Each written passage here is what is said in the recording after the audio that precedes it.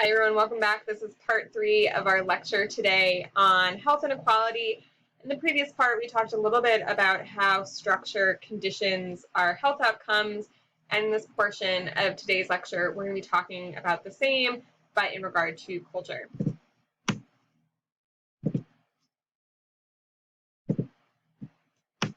There we go. Okay. So remember then when we're talking about culture, we're talking about collective values and norms that we all share. And we've talked a little bit about what that looks like in regards to gender and money and group cohesion, et cetera, et cetera. Okay, so we can think about this also in relationship to health and the culture surrounding health. So we can think about questions like, how do we take care of ourselves, right? What do we value about our health? What do we know about healthy behavior? Okay, et cetera, et cetera. This is largely dependent on our own background. So the house that we grew up in, and then what our parents passed down to us about how we should think about health and engage in health-seeking behaviors. Okay, so for example, consider, did you grow up in a household where your parents really valued exercise? Okay, were you kind of forced to go into sports as a child? Were you a family that went biking together?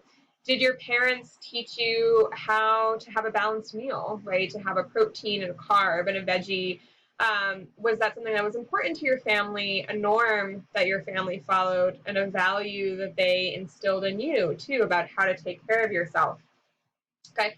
These differences aren't just about individual parenting and choices that individual parents make, but it also has to do with your parents' background and what access to resources they had, kind of harkening back to what we talked about in the previous section. Did you grow up in a neighborhood with lots of grocery stores, et cetera, et cetera? So I have linked here, oops.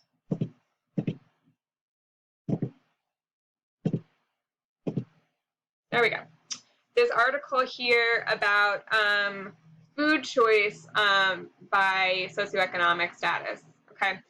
And this article is trying to find out why kids of a higher socioeconomic status prefer tastes of healthier foods, right? So we know that high SES kids are more likely to be adventurous eaters and to really enjoy the process of eating healthy foods versus low SES kids who are probably less likely to engage in those behaviors. Okay, and this is kind of due to two things. One part of this is that their parents, like we were talking about, instilled a value about healthy food in them, that they learned to appreciate food and to be healthy and to feed themselves healthy food. And so this was a practice that their family engaged in from a young age. The other portion of this that kind of relates back to the structural causes we were just talking about is that high SES parents can afford to take risks when buying groceries. Okay, so for example, say you're a high SES parent and you want your child to eat healthier. Okay, so you bring them home Brussels sprouts and you say, we're going to make Brussels sprouts for dinner. It's going to be delicious. You're going to love it. And the child hates it, right? They're like, this is disgusting. Like, I never want to eat a Brussels sprout again. What happens is that that parent can afford to go back to the store and say, okay, well, it's not Brussels sprouts. What other veggies might they like? String beans. Let's try string beans. And they'll bring string beans back. And maybe their kid really likes string beans. But they have the financial resources and the ability to access a grocery store so that they can try new things, right? They can figure out, well, what's the healthy thing that my kid's going to like? And they can instill that value in their child. This is really different from someone who might not have a lot of financial resources, and if their kid doesn't like the Brussels sprouts, tough luck, right? That's what you bought, that's what you're going to get. And so the same values are not being passed down because there's that structural constraint based around your finances.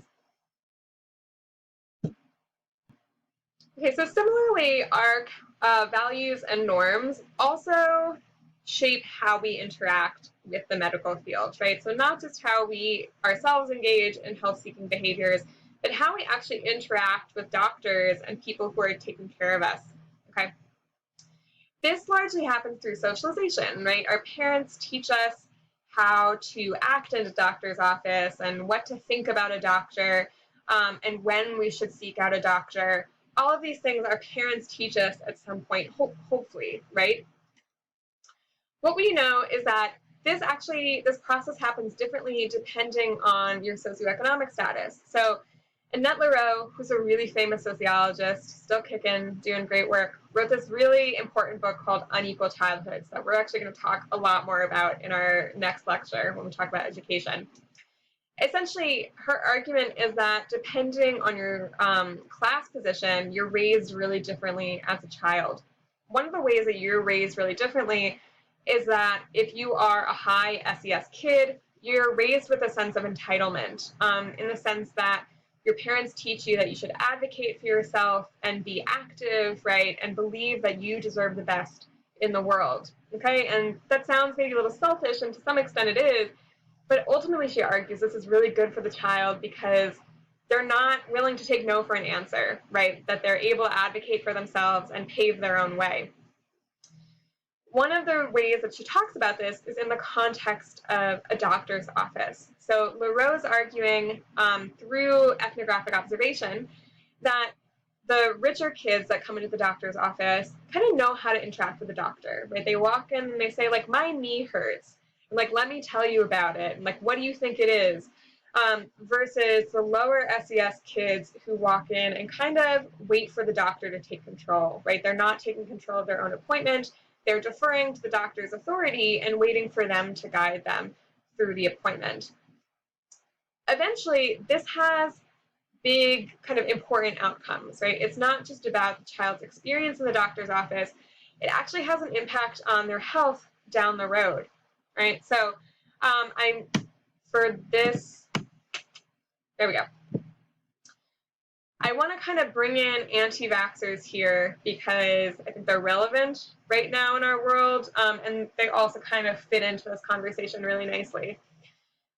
So what we know kind of from the preliminary research on anti-vaxxers is that they tend to be white and they tend to be more affluent. This is changing a little bit as the movement grows in size, but generally this is the trend.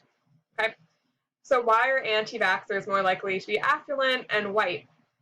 Well, it's largely because of this phenomenon that Lareau is talking about. Okay? These are people who were raised in households where they were told to take care of their own health, right, to take charge of it, to tell doctors what they wanted and not just hear what the doctors thought should be happening, okay?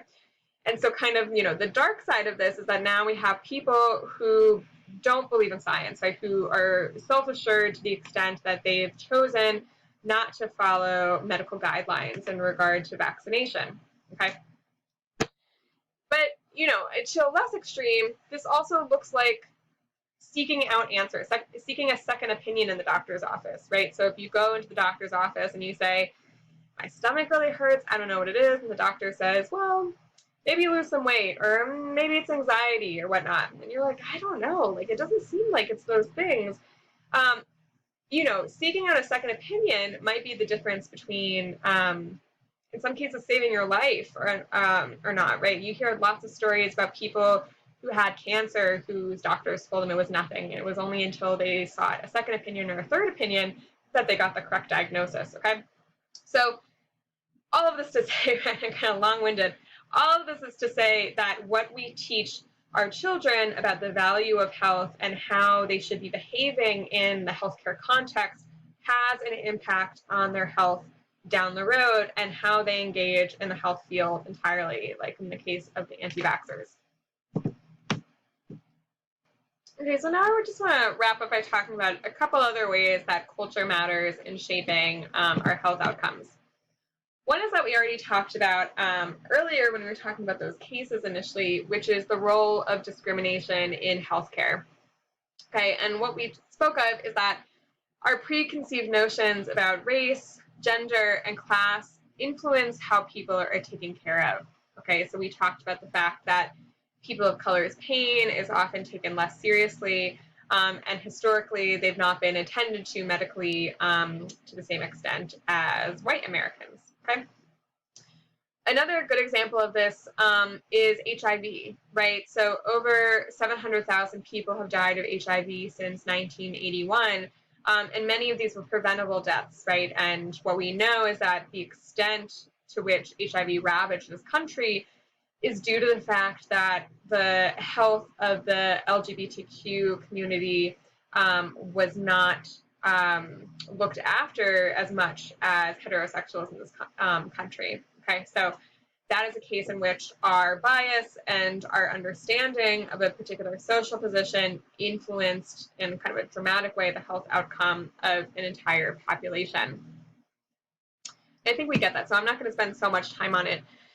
The last way that culture shapes our bodies, this one is, I think, like a little bit more complicated, but kind of like the most interesting in my opinion. We call a biosocial phenomenon. So as the name implies, when we're talking about the biosocial, we're talking about something physical and the social, and they're kind of coming together and interacting in some sort of way. So when we talk about this perspective, we're focusing on how culture literally shapes what's happening in our bodies, okay? So these values and norms in our society, how they're like physically actually impacting us, not just kind of mentally and how we think about our health, but physically changing something in our bodies. Okay, so with this perspective, we're arguing that we take some sort of cultural environment, okay, so some environment where there is a particular aspect of culture that's going to be meaningful, and it makes some sort of biological outcome in our bodies more or less likely. Okay, so for example, this might sound a little wacky, but think back to that first article we talked about at the beginning of this course, right? How we get tall. That's an example of how the social literally shapes our bodies, right? That access to social resources in that case was making people taller. Okay, so there's some sort of social phenomenon that is physically changing what's going on in our bodies.